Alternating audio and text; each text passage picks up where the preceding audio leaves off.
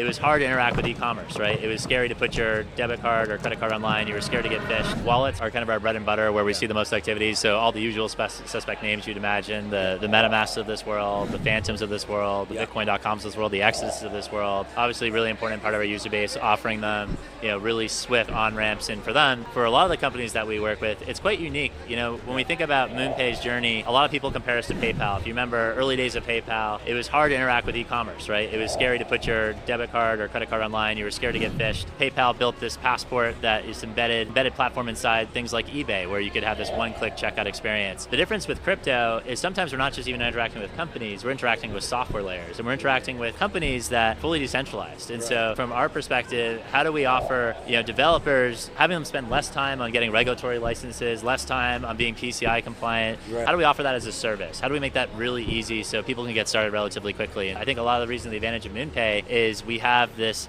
large user base now, 30 million customers and counting, with KYC on file, that can start to interact with this whole range of applications where they can quickly get in. So if they've used one experience before, they're not going to have to go through a whole new onboarding experience and a new platform. And some of those platforms just don't want to be regulated. They don't want, in some cases, to hold any form of user data, for various reasons, because they're software layers, they're smart contracts. And so I think that's where MoonPay can provide a lot of value.